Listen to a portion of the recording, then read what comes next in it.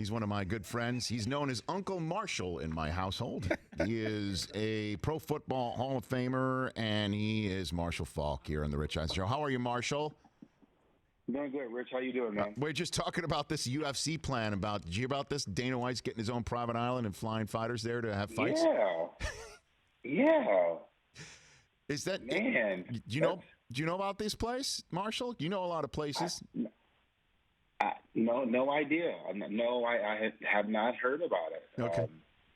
Wow, that's interesting. It's not the place where Zeke went last summer? No. Not the same place. Oh, man. This is interesting, Rich. I mean, this is interesting. Because it looks like he's going to fly people there, and we're going to do fights. It'll be a lot of fun, and just check it out. You know, he's going to do weekly fights there, Marshall. He's going to do that. Here's my question. Yes. Here's the question. Yes, sir. If someone catches COVID there, yes, can they sue him? Well, that's interesting you ask about liability issues on this front. There's a lot of labor laws that potentially these are, I'm sure, things that he's going through right now. But I think he is somebody that wants to get up and running, and he wants to keep his business going, and he also knows that there's a captive audience, which is part of the reason why I believe, we've got the NFL draft later on this month. That there is a need and a desire for a lot of sports fans to try and feel normal, to get that out there, and try and figure out how you can get back to normal. Marshall, I mean, you'd sit back and watch a fight if you could, right? Oh yeah, without a doubt. No, don't get me wrong. I think more than ever, we would sit back and we would like.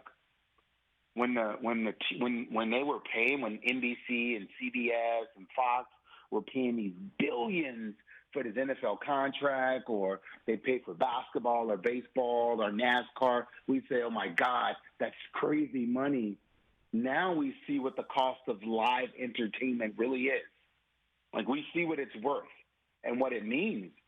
So it is necessary, and we are thirsting for it, and I think the players, just the sense of community and team, for them to have it, they're thirsting for it. So Marshall Faulk here on the Rich Eisen Show. All right, Marshall, let's get into a little bit of what I wanted to hit with you. The NFL all-time, all-decade team of the teens came out yesterday. What'd you think of the running back group that got named from Adrian Peterson, LaShawn McCoy, Marshawn Lynch, and Frank Gore? What'd you think of that? Deserving. Just great group of guys, man. I think they got it right. They got it right, Rich. They got it right. I'm talking guys who put up numbers, not only numbers, but longevity. If you just look at the longevity and how long they played and teams that they carried and what they have meant to the game. So just a really, really good. I think that each one of those guys will eventually wear a gold jacket. So you think, LaShawn McCoy is a Pro Football Hall of Famer, Marshall? Yeah. Why do you think that? And here's the thing, Rich. And I want to clarify this. Like, are we and when we say that, we usually think the first thing we think is, are we talking first ballot? Are we talking, will he eventually get in? I think he will eventually get in. His numbers and what he's meant to the game. LaShawn is, and you got to think about some of the things that he has done. He's done on teams that didn't have much around him at times. So I think that LaShawn would be the one person that you could ask that question about. And I'm going to say that he might be the only one that you could ask about. But the rest of the guys, without a doubt, that they're getting in. Well, I mean, and that's why I I mentioned McCoy specifically when you said you think all four of them are going to get a jacket. Yeah, I know. I think he's the stretch. He's the stretch. Well, I mean, isn't that the running play he used to like the most, Marshall? There you go. Huh? Hey, Rich, man, you just, dude. Dude, you are just. Hey, Oh my God. You went away a long time. I don't shine shoes no more, Marshall. You know what I mean? I know. But I know. Now, how long has it been since you and Chris Brockman got into it? When was the last time that you guys have had some sort of football conversation that you get into it? Whatever the last time he was probably here. Probably the last time he was here. Okay, Marshall. Yeah. Now, Chris does not believe Frank Gore is a Hall of Famer, and I think he does speak for a lot of people. Do you think Frank Gore is I guess you've already said that. Why do you think Frank Gore is a Pro Football Hall of Famer? Durability, availability, and the numbers don't lie. It is what it is. You can say, oh my God, he played this long. He's supposed to have those numbers. Well, just tell me who played that long. I mean, it's not like he's playing. It's not like he's a kicker. He's eventually going to get there. It's not like he's a quarterback. If he just continues to play, he's going to throw for it. Nah, he's carrying the ball. And remember what era he started off playing in. He started off playing in an era when it was single back, him only, toting the ball. That was Frank Gore, downhill Frank Gore with the lean. And he's shifted his game into this pass happy, but he's still getting it done. I mean, yes. So without a doubt, man. No question. Well, I guess, do you want to take this, Chris? Because I know you've been very passionate. No, I'm just saying, subject. like what you said, Rich, I do think I speak for a lot of people when it comes to Frank Gore. His one quote-unquote elite season was in 2006. He's only rushed for over 1,500 yards one time, one season of 10 rushing touchdowns. He's never led the league in a single category, not a single category. He had a little Pro Bowl stretch there in the middle of his career, but it's like, do you think you should be rewarded for not getting hurt? Like Craig Biggio isn't one of the greatest players of all time. He might be the ultimate baseball compiler, but he just never got injured, played 20 years, and made the Hall of Fame. Does that make a Hall of Fame career? Unfortunately, Brockman, baseball is not a contact sport. Frank Gore played a position that requires you to get hit, get tackled by guys sometimes double your size, get up, and ask for the ball some more. So when you don't get hurt and when you're readily available and you play on teams with – Frank Gore probably has had the least amount of help from the quarterback position out of anybody who has ever played the position as long as he's played. Think about it. You can't name a quarterback that's going to sniff the Hall of Fame or let alone even came close to winning a playoff game or even making it to the Super Bowl that Frank Gore played with. But yet, he continues to be durable. It doesn't matter where you put him. Doesn't matter. Doesn't even matter. And guess what else he does? Every time you put him out there and you say, hey, Frank, you have to compete. You have to compete with somebody in order to, win a job. Guess what he does? He beats the guy out. And that includes a guy named LaShawn McCoy. That is true. Marshall Faulk here on the Rich Eisen show. I do like that quarterback argument. Well, you know what? And again, too, I do have to say, however, I fully agree with you, Marshall. And it is true that baseball isn't the contact sport as football, but BGO did lead the league every year in hit by pitches, right? He did get hit a lot. And he did get back by in the choice. By choice. Oh, Marshall, Now let's talk about the current running backs and the current status of this market. And you're very well versed in it. Again, you were front and center in counseling Zeke Elliott last year. It just seems to me, we saw what Derrick Henry did last year, and he felt, and this may have been also to do with the fact that coronavirus is ravaging our country, and maybe he just wanted to get paid right now, and he signs his tender. Todd Gurley signing 1 year, $6 million for the mat, for if he gets everything for his new contract. What is going on with this market, Marshall? What's happening here? So you look at San Francisco and what they did, and usually the trend is the teams that are in the Super Bowl. That's the trend. San Francisco, you look at their backfield, you look at what Kansas City had in their backfield, and you look at the money that was spent, and that's the trend. That's what you feel like you have to do. But usually that's the case. You running back by committee, and that's what happens. If you don't deem yourself worthy of the finances and the paycheck, if you're not a tap out guy, if you're not a guy that wants to share the backfield, then you'll get paid handsomely. And the guys that are getting paid, they are full service guys. I'm telling you right now, it is not going to be a bargain deal when Christian McCaffrey back up the truck to Carolina. It's not going to be that kind of conversation. It's not going to be about who else is sharing the backfield with him. It's just not, because he's not a guy that's taking downs off. He's not taking plays off. He's maximizing his opportunity to make his team better. And that's what you have to do. That's how you have to play the game. So, and then obviously you didn't even mention Melvin Gordon and what he had to do. So, what's your counsel to running backs in today's game? You have to demand your time on the field. This whole sharing the backfield, preserving time is going to get you these part-time contracts.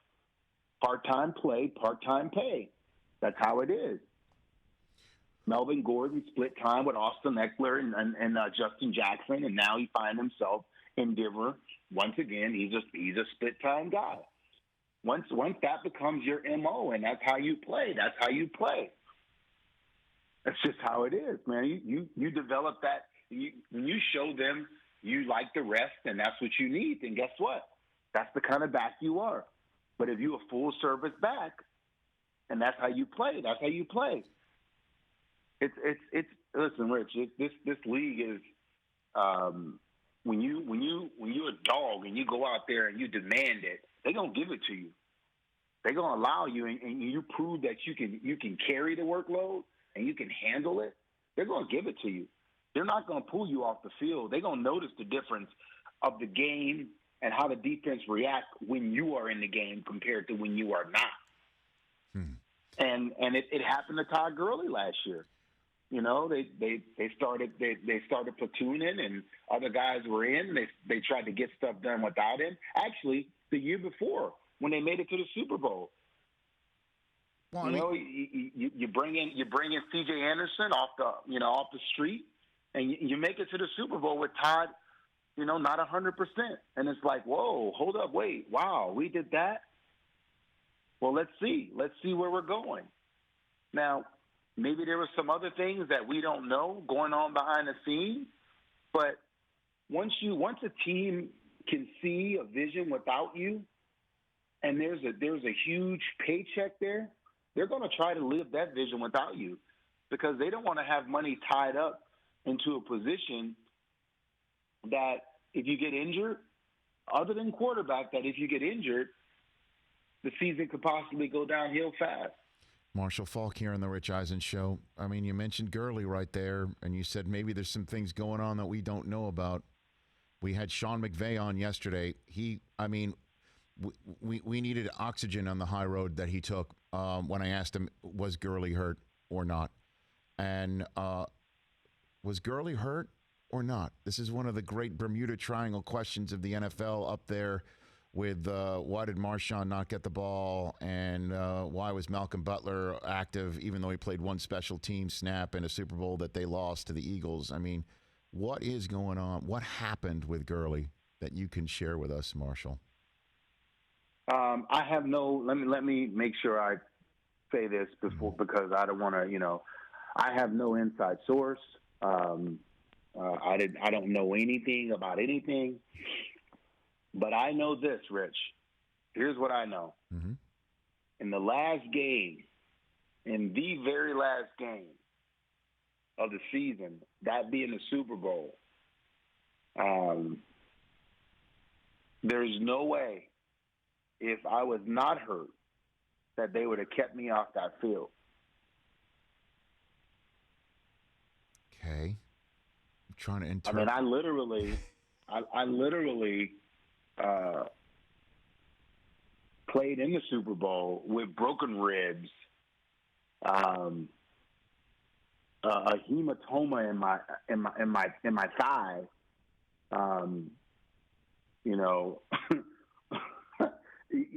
I mean, if there's a game that you risk whatever it is for, it's the Super Bowl. You put it on the line.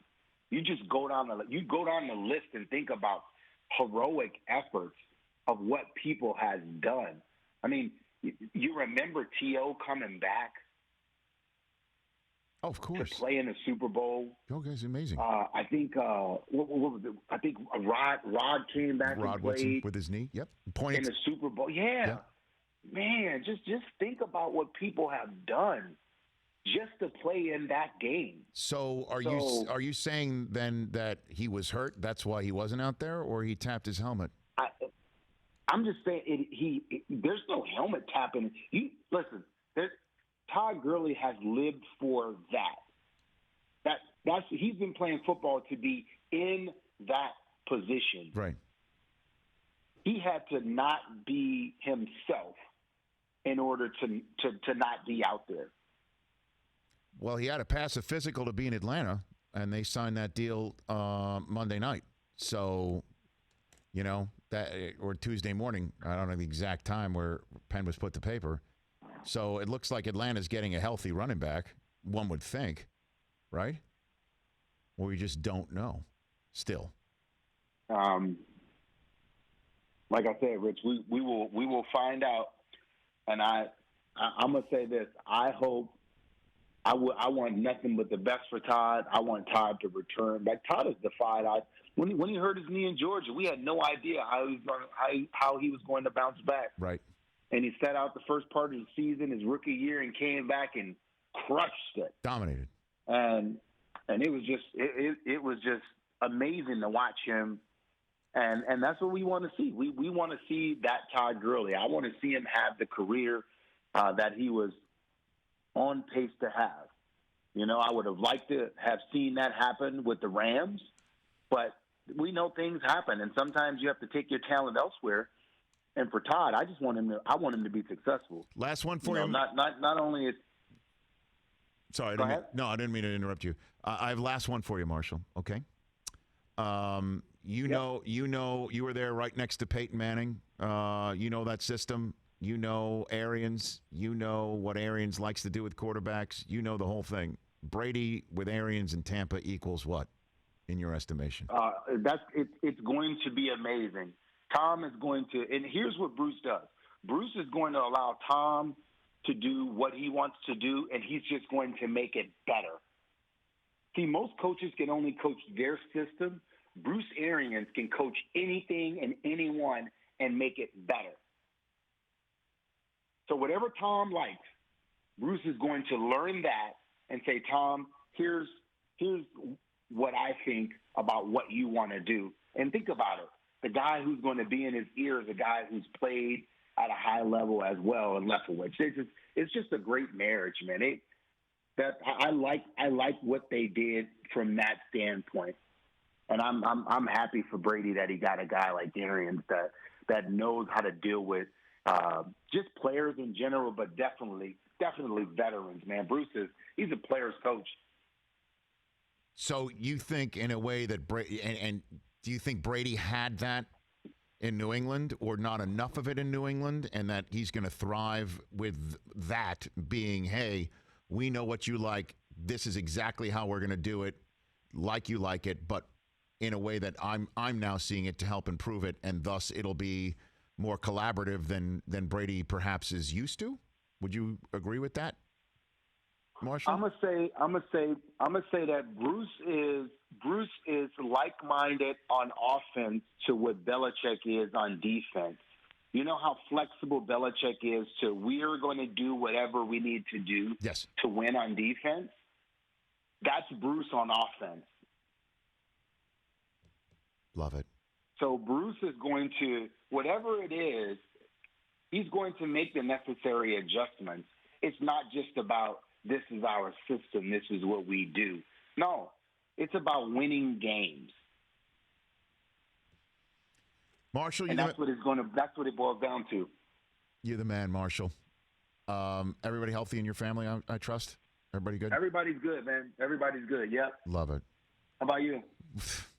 Thank goodness everybody healthy. But you know those three kids in that household. It's lively. It's lively. It's lively, Marshall. How's homeschool going? Oh, Homeschool good? it's particularly lively, Marshall. Particularly lively. Yes. Particularly lively. And my love kids, it. I my love kids, it, man. my kids are all note writers. They write notes to me and Susie, and they shove it under the door when Susie and I are like on the phone or something to give us a heads up, you know. And Taylor, you haven't been around Taylor for about 6 months. She is particularly vocal, and a great letter writer. A great letter writer, a great note taker. Nice. Yeah, so we're all working together in one direction.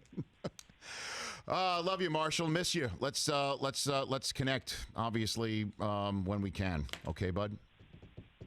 All right, cool. Sounds good. Y'all have a good one, man. Right back Be good, at you. Marshall. That's my man. That's my friend, my buddy. Love Marshall Faulk.